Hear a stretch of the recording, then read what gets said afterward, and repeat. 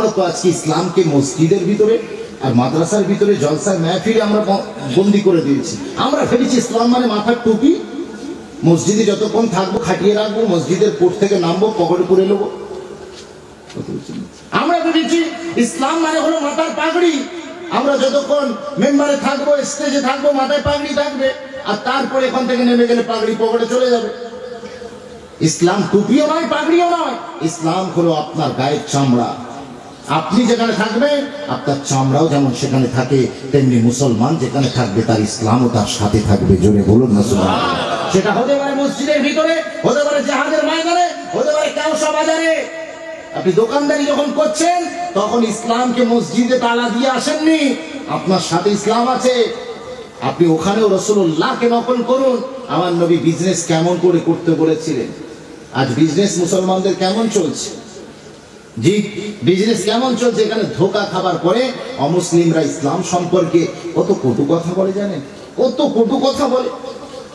আপনি মনে করছেন শুধু আমি একজন অমুসলিমকে ঠকাচ্ছি, না, আপনি তো আপনার রাসূলুল্লাহর উপরে, রাসূলের উপরে আপনি একটা কলঙ্কের দাগ টেনে দেওয়ার চেষ্টা করছেন। তার কারণ অমুসলিমরা আপনাকে চেনে না, এরা ইসলামের যিনি কমান্ডার ইন চিফ রাসূলুল্লাহকে চেনে। অমুসলিমরা আমার ইসলামের নামে দোষারোপ করবে, মুসলমানের নামে দোষ করবে না। তো সুতরাং আপনি মনে করবেন না যে আপনার ইসলাম কিতাবে আছে, ইসলাম আপনার সাথে আছে, সুতরাং আপনি যেমন করে ইসলামকে রিপ্রেজেন্টেটিভ করবেন সেইভাবে ইসলাম কিন্তু সমাজের মানুষের কাছে সেই রকম ভাবে ফুটে উঠবে। আজ ব্যবসা বাণিজ্য কেমন হচ্ছে, ব্যবসা বাণিজ্য কেমন চলছে, কিন্তু লক্ষ্য করে দেখুন এক শ্রেণীর মানুষ, আজকে আমরা ভেবে নিয়েছি ওয়াজ যত বড় হবে মনে হয় ইসলাম ঠিক তত বড় হবে। ভালো লাইটিং দিতে পারলে এলাকায় আর নামি নামি দু চারটা বক্তা নিয়ে আসতে পারলে মনে হয় ইসলাম দ্রুত গতিতে প্রচারিত হয়ে যাবে। কিন্তু স্বাধীনতার ৭২ বছরে আপনি বলুন তো এই পশ্চিম বাংলার জমিনে কোটি কোটি জলসা হয়েছে, এখনো হয়ে যাচ্ছে, কিন্তু ইসলাম জলসান কে তেলসান চুক্তি মেটায়গা, যেমন ছিল সেখানেই দাঁড়িয়ে আছে, এর অগ্রগতি নাই। আমরা মনে করেছি ওয়াজ যত বেশি হবে ভালো হবে, তত মনে হয় ইসলাম প্রচার হবে। আসলে তা নয়। আমার নবী শিখিয়েছেন তোমার আখলাক যত সুন্দর হবে মানুষ তত ইসলামের প্রতি মুতাআসসির হবে। জোরে বলুন, আরো জোরে বলা যায় না?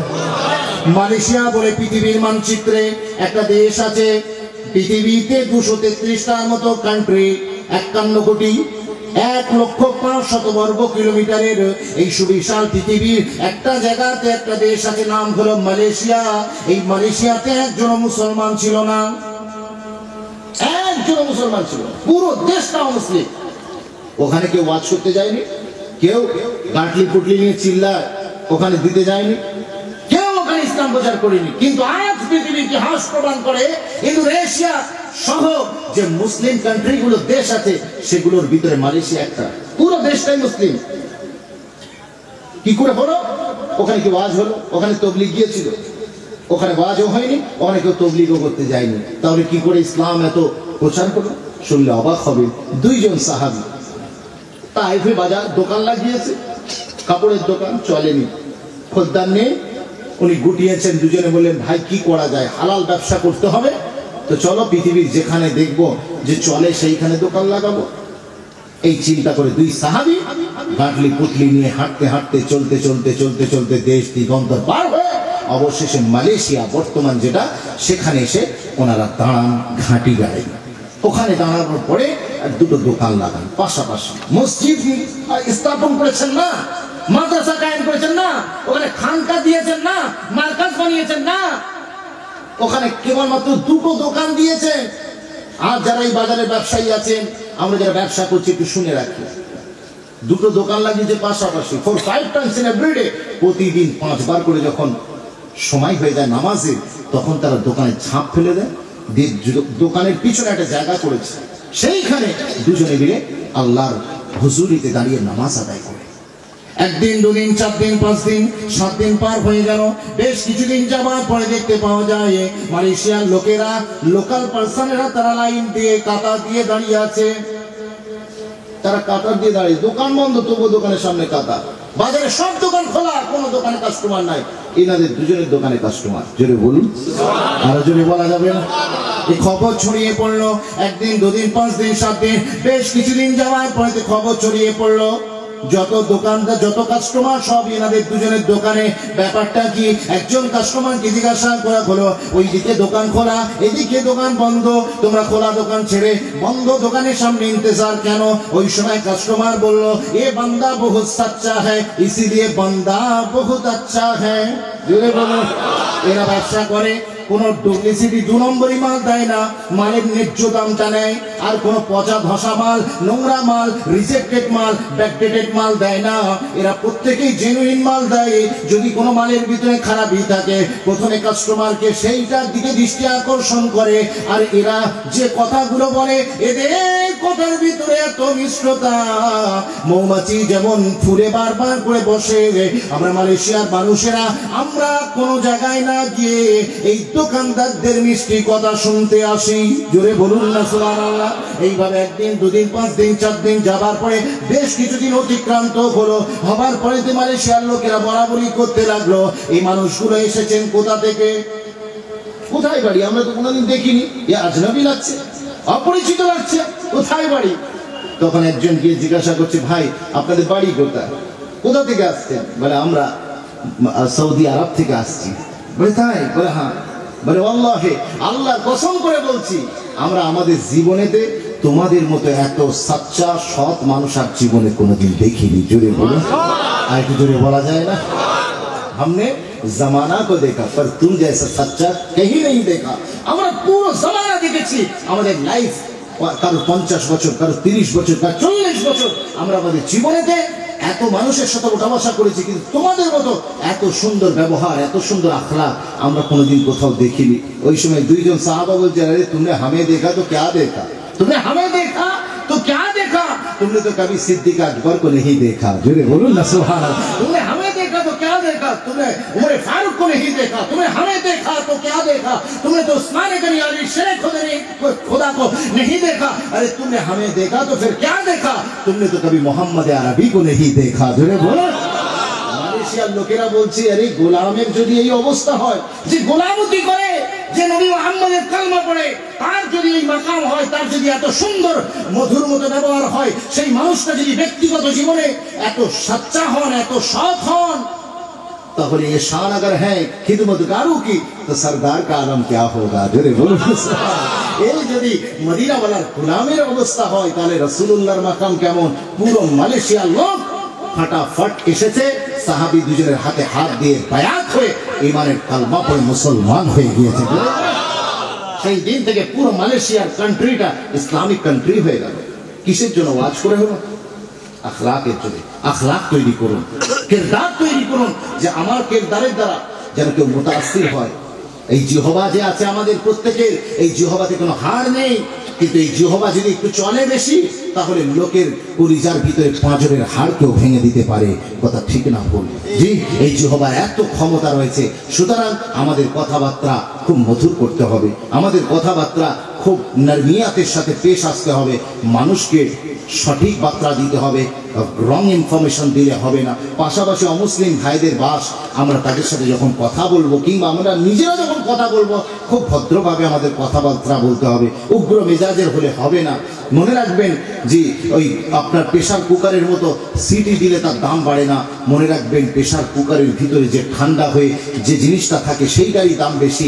আজকে আমরা মনে করছি বিরাট গরম, গরম মারলেই মনে হয় অনেক কিছু হবে না। আপনি রাসূলুল্লাহর গোলাম, আপনার নবী কত নরম ছিলেন, আপনার সালফে সালিহিন পীর মাশায়েখেরা কত নরম ছিলেন, তাদের দিকে লোক তাকালে মানুষ মুতাআসসির হতো। আজকে আমাদের সেই নকলটা করতে হবে। কি আমরা রাজি আছি? বলেন ইনশাআল্লাহ। আমাদের জবান, আমাদের ভাষা খুব সংযত করতে হবে। আমরা নরম ভাষায় লোকের সাথে মিষ্টি সুরে কথা বলবো। লোক আমাদেরকে ভালো বলুক আর না বলুক, আমরা এইভাবে বলতে থাকবো। একদিন ইনশাআল্লাহ তাআলা, আল্লাহ যদি চান, তাহলে এইভাবে লোকের ভিতরে একটা প্রভাব, একটা ইফেক্ট তৈরি হবে ইনশাআল্লাহ। বলেন না ইনশাআল্লাহ। আসেন আলোচনা রাখবো। দরুদ শরীফ। আল্লাহুম্মা সাল্লি আলা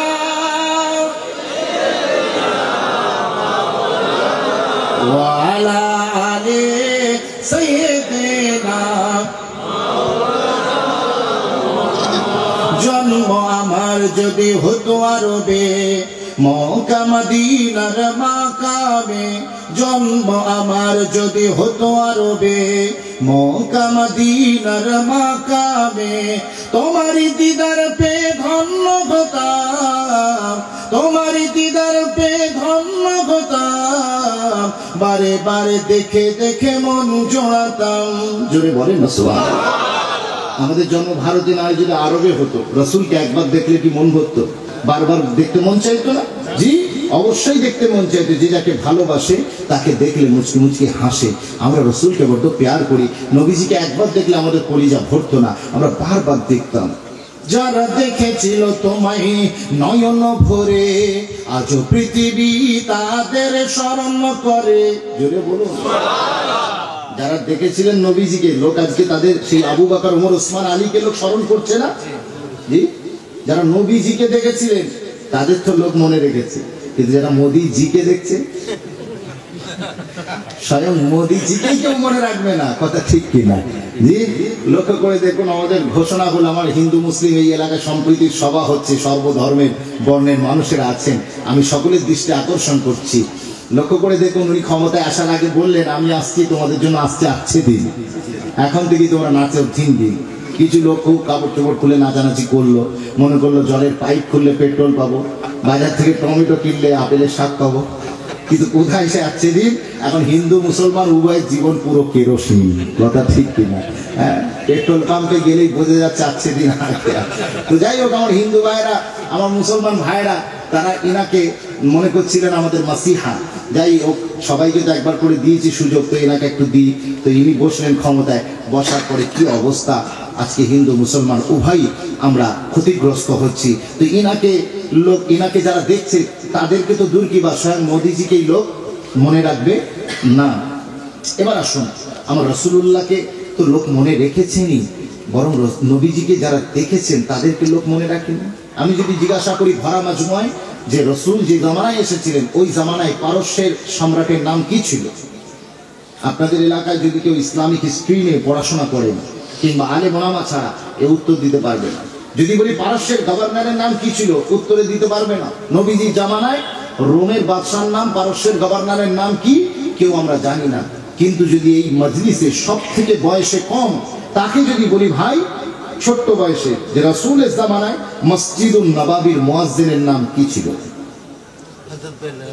8 থেকে 80 জি থেকে 80 বেলালের নাম শুনলে সবার মুখে হাসি জোরে বলুন না সুবহানাল্লাহ সেই বেলালে হাবাসি বেলাল একটা মসজিদের মুয়াজ্জিন তার নাম পৃথিবীর 180 কোটি মুসলমান হৃদয়ের ভিতরে জায়গা দিয়েছে কারণটা কি দেশের গভর্নরের নাম লোক মনে রাখেনি সেই জামানায় দেশের প্রেসিডেন্টের নাম লোক খেয়ে ফেলেছে আর কোথায় একটা মসজিদের মুয়াজ্জিন তার কথা লোক মনে রেখেছে না কেন উত্তর আসবে যে উনি দেশের প্রেসিডেন্ট হতে পারেন ঠিক কথা উনি দেশের গভর্নর হতে পারেন ঠিক কথা কিন্তু ওনার হাতে রাসূলুল্লাহ তামাম ছিল না আর ইনি মসজিদের মুয়াজ্জিন হলে কি হবে ইনার দুটো চোখ যে মদিনাওয়ালার হুসন ও জামালকে দেখেছিল জোরে বলুন যারা দেখেছিল তোমায় নয়ন ভরে আজও পৃথিবী তাদের স্মরণ করে যারা দেখেছিল তোমায় নয়ন ভরে আজও পৃথিবী তাদের স্মরণ করে নসিবে তোমায় যদি কাছে পেতাম নসিবে তোমায় যদি কাছে পেতাম বারে বারে দেখে দেখে মন জোড়াতাম জন্ম আমার যদি হতো আরবে মক্কা মদিনার মাকামে জন্ম আমার যদি হতো আরবে মক্কা মদিনার মাকামে তোমারই দিদার পে ধন্য হতাম বারে বারে দেখে দেখে মন জোড়াতাম আল্লাহুম্মা সাল্লি আলা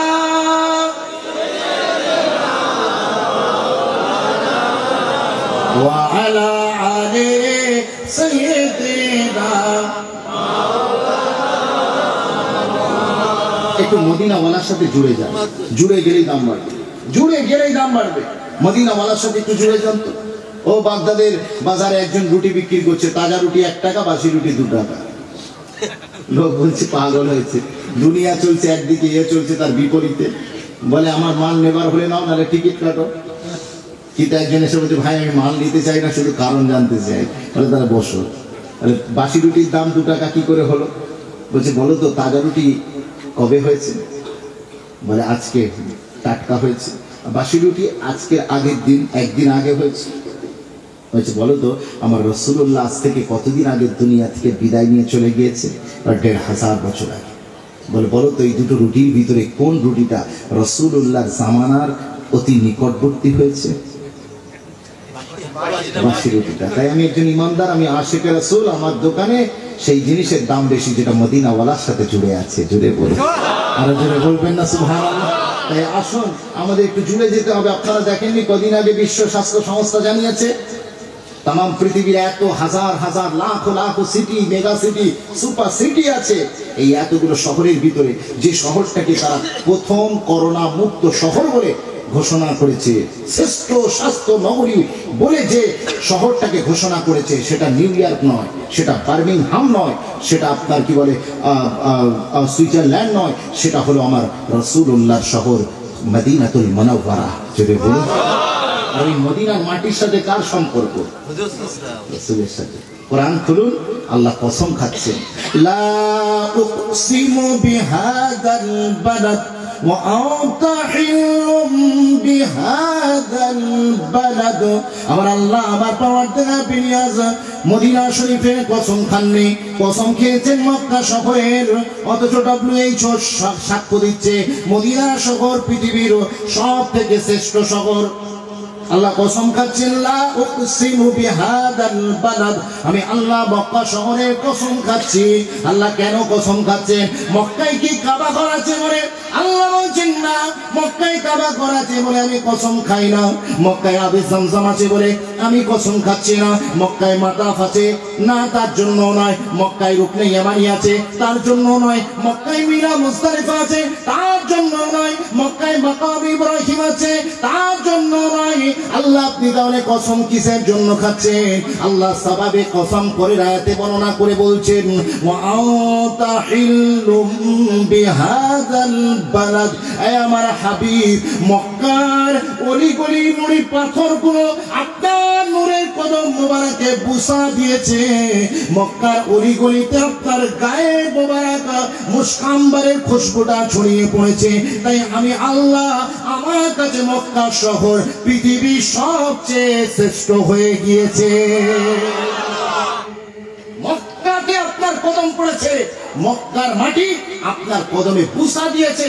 সেই জন্য আমি আল্লাহ মক্কার কসম খাই। ওয়া আনতা হিল্লুম বিহাদাল বালাদের ব্যাখ্যায় ইমাম ফখরুদ্দিন রাজি আত-তাফসীরুল কবীরের ভিতরে লিখেছেন, আয়ে আনতা মুকিমুন ফি হাদাল বালাদ। আমার হাবিব, যেহেতু আপনি মক্কা নগরীতে তাশরীফ এনেছেন, সেই জন্য আমি আল্লাহ মক্কা শহরের কসম খাচ্ছি। জোরে বলুন, আর জোরে বলা যায় না সুবহানাল্লাহ? এখন ওলামাদের ভিতরে ইখতিলাফ দেখা দিয়েছে। ওলামারা দুই দলে ডিভাইডেড। একদল বলছে মক্কা শহর পৃথিবীর শ্রেষ্ঠ শহর, তারা দলিল দিয়েছে, তাদের দলিলে ওজন আছে। তারা যাতা দলিল দেননি, কোরআন হাদিস থেকে দলিল দিয়েছেন যে মক্কা শহর কিভাবে পৃথিবীর শ্রেষ্ঠ শহর। আরেক দল ওলামা তারাও আলোচনা করে তারা বলেছেন পৃথিবীর বুকে মক্কার চেয়েও যদি কোনো শ্রেষ্ঠ শহর থাকে সেটা হলো শহরে মদিনা, রাসূলুল্লাহ শহর। আর এর পিছনেও তারা যথেষ্ট ওয়াজনি দলিল দিয়েছে। কিন্তু আপনারা শুনলে খুশি হবে, আমাদের ভারতবর্ষে যিনি ইলমে হাদিসের দার্স এনেছেন, যাকে মারকাজুল আসানিদ বলা হয়, আল্লামা আব্দুল হক মুহাদ্দিস দেহলভী, তিনি এই আয়াতের রোশনি নিয়েছেন। সূরাতুল বালাদের এই আয়াতের রোশনি নিয়েছেন, লা উকসিমু বিহাদাল বালাদ ওয়া আনতা হিল্লুম বিহাদাল বালাদ।